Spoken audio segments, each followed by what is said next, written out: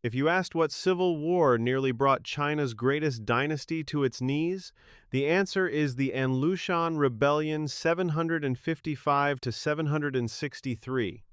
And here's the part that still shocks historians. The man who almost destroyed the Tang Dynasty wasn't a foreign invader. He was one of their own most trusted generals. So, how did An Lushan build an army powerful enough to threaten the entire empire? Why did hundreds of thousands of elite soldiers follow him? And how did the Tang somehow survive? To understand that, we have to look at the frontiers. An Lushan was a Jaidushi, a regional military governor. In a catastrophic decision, the Tang court let him control three massive military districts in the northeast at the same time.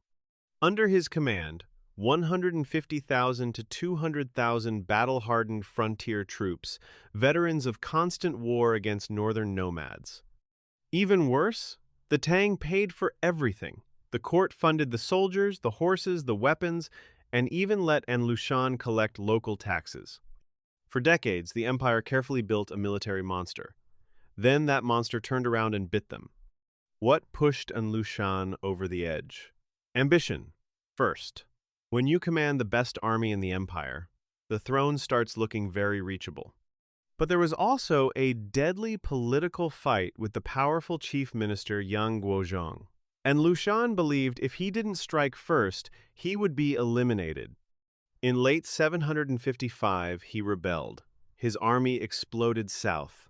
Luoyang fell. Then the capital, Chang'an, Emperor Xuanzong, fled into the mountains. To people living through it, the Tang Dynasty looked finished. But one city changed everything: Suiyang. Defended by just a few thousand men under the legendary loyalists Zhang Shun and Shu Yuan, Suiyang faced a rebel army many times larger. The siege lasted nearly 10 months.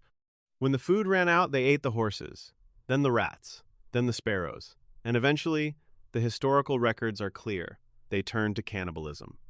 The city finally fell. Zhang Shun and Shu Yuan were executed, but their sacrifice bought the Tang something priceless: time. While the rebels were stuck at Suiyang, the Tang court made a desperate deal. They turned to the Uyghur Khaganate, the dominant power on the northern steppes, and asked for their elite cavalry. The price was enormous: huge quantities of silk, political marriages, and the right for Uyghur troops to sack and loot any city they helped recapture. This wasn't friendship, it was pure survival. Why didn't the Uyghurs just take China for themselves? Simple calculation. They wanted wealth, silk, silver, tribute, not the nightmare of governing tens of millions of people in thousands of walled cities. Keeping a weakened Tang on life support was far more profitable. With Uyghur cavalry tipping the scales, Tang generals Guo Ziyi and Li Guangbi retook Chang'an, then Luoyang.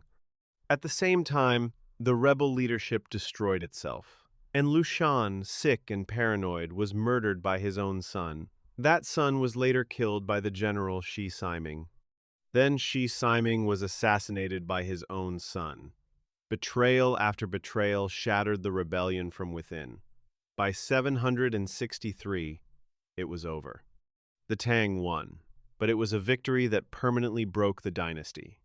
Millions dead, the economy in ruins, the heartland devastated. To keep the remaining generals loyal, the court had to grant them permanent autonomous power. From that moment, the Tang never truly recovered. The golden age was over, the long decline had begun. The deepest lesson of the An Lushan Rebellion is this: the greatest threat to an empire is often the one it carefully creates itself. The Tang gave An Lushan the men, the money, and the territory, and he used all of it to nearly destroy them. Sometimes the most dangerous enemy is the one you raised inside your own walls.